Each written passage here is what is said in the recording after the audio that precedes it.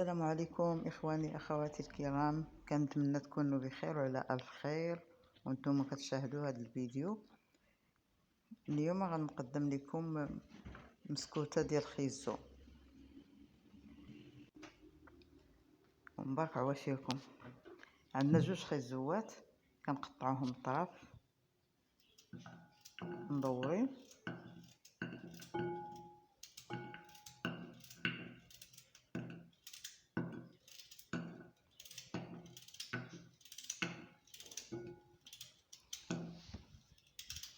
بعد ما قطعتهم مدورين كنزيد عليهم جوج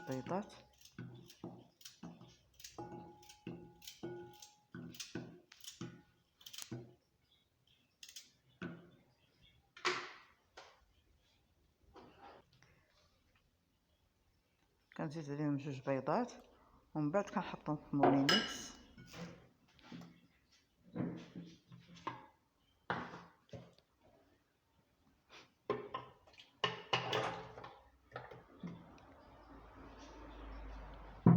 كنزيد ليه كاس ديال الحليب، كاس ما عامرش بزاف ناقص شوي، كاس اللارب تاني ديال الزيت مسيور،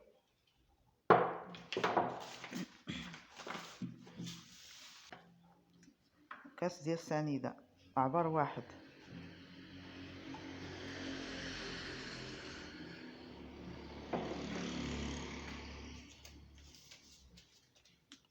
خميره حمراء بيضاء، واحد خميره لافاني،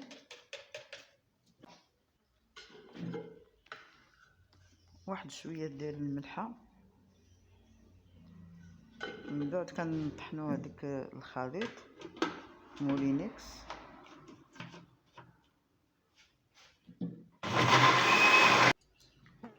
صافي كنصبو في الاناء،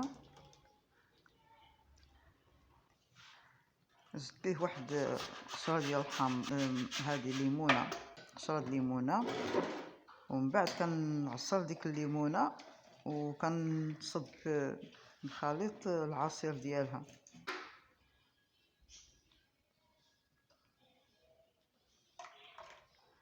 من بعد كنزيد شويه جوز الهند الكوك،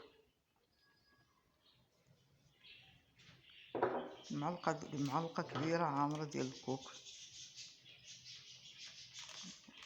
خماره حمراء. صافي كنخلطوه مزيان.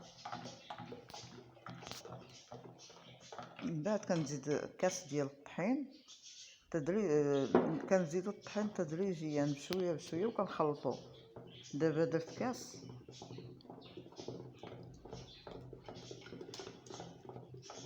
من بعد كنزيد الكاس الثاني ونخلط.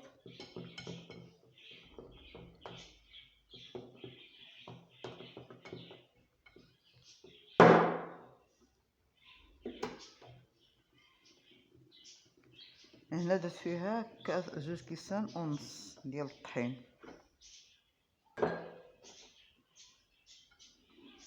ها كاس النص الثاني. صافي كنخلطها مزيان كي ما يبقاش فيها دوك البقعات.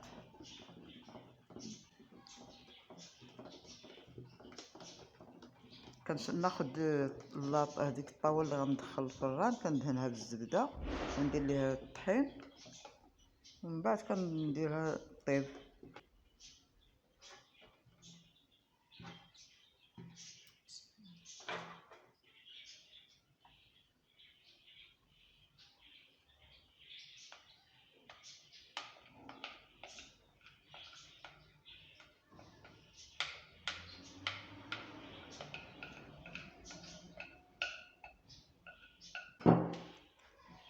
صافي كندخلها الفران دابا واحد ربع ساعه ها هي طابت.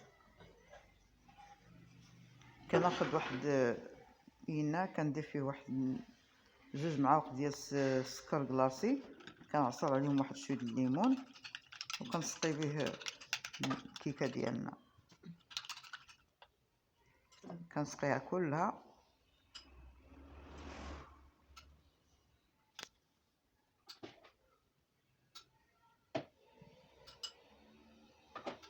صافي، ها هي وجدات، كنقدمها لكم بالصحه والراحه، وكنتمنى لكم تعجبكم هاد الاكل، هاد المسكوته ولا الكيكه.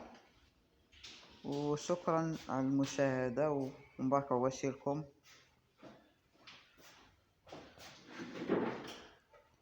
كنتمنى ديروا لي تعليق ولايك.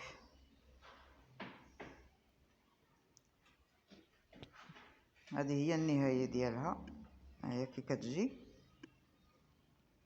راه هنايا باقا سخونه، باقا ما بردات باش تنشف شويه. مني بردات كتنشف هنا باقا سخونه. يا الله، مبارك عواشركم، وشكرا على المشاهده. يا الله تهلاو.